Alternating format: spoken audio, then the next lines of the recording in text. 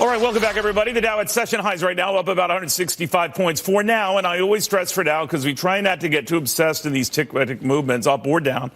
This seems to be about technology and what kind of a day it can have today. If some issues are scoring a comeback or at least well off their lows, as appears to be the case right now, even though Amazon has its own separate soap opera here, the market will improve. If not, then the market goes back down. A lot of this has to do with this prevailing wisdom that what ails Facebook and Tesla and Amazon and Netflix and all of those top names that were the names leading this market higher.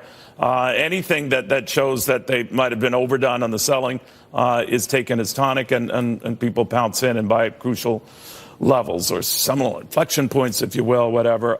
I don't always buy that kind of thing. I think it's too rapid conditions, but something's going on here. We're up about 205 points. It could also be the fact that interest rates unwinding a little bit from session lows when we got down to about 2.75% on a 10-year note. That's backing up just a tad right now. Still very, very low and nowhere near the close to 3% it was at less than 2 weeks ago in the middle of that market downdraft. A very, very different environment today. But that environment, as I say, can change, and we can see volatility. For example, these 1% swings you hear so much about, a key definition of volatility is how much you go up or down. We have already had double the number of 1% swings in this market this year than we had all of last year. All right, to cybersecurity expert Alex Hammerstone on what Facebook is trying to assure users it is doing to protect its data or their data. And a lot of this has been done by way of telling them in one page what they used to tell them in more than 20 pages. Bottom line, what do you think they're up to, Alex? What are they proposing? Well, so it looks like they're making it easier for users to understand what types of data they've authorized Facebook to have and how to use it as well. A little bit more control over, a little bit more granularity in how they're being able to share that data and see what's being shared. All right, now, if they spell out what they're going to do on this, how can I believe or trust them? I've heard similar reports from other companies that vowed never to see, credit data released or getting in the wrong hands, and yet it happens a lot. So all the assurances in the world aren't going to make me trust the company again, or will they?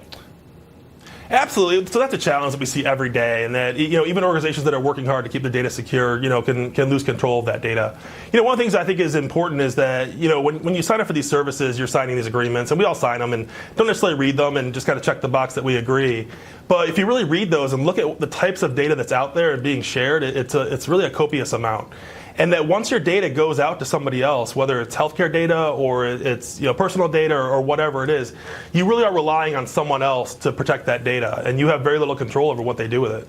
All right, so if Facebook is telling me right now we're going to police this better, presumably they were policing it better, before word got out of this 50 million plus users who were seeing their information compromised and in political hands. So how can they guarantee that? Can they guarantee that? All the promises in the world isn't going to change that. I mean, the questions I'm asking are the same ones congressmen are going to be asking Mark Zuckerberg, right?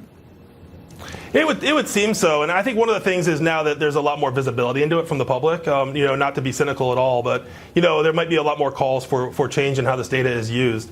It is tough to get the assurances. It's tough to know where the data goes, especially in this case. With the issue that happened, it appears that the data was acquired as per Facebook's rules, and then from there was shared with other parties, and that's really difficult to control. Once you share your data legitimately as an organization, making sure that whomever you've shared that data with is protecting it per the contract can be a very large challenge. I just get a feeling, and you're the expert, Alex, and the technical experts at that, but I just get a feeling that this is not over for Facebook, justified or not. There are a lot of other things that are probably going to come to light, and this is going to be like a full cache cavity search here, and I don't know if it ends quickly.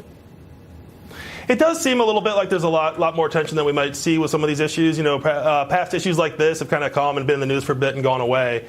But I think really Facebook's become such a big part of everyone's life, or so many people, and it just has so much information and reaches into so many parts of everyone's lives. This is going to be a little bit different, and the types of information that they have is a different type of thing because it's so personal.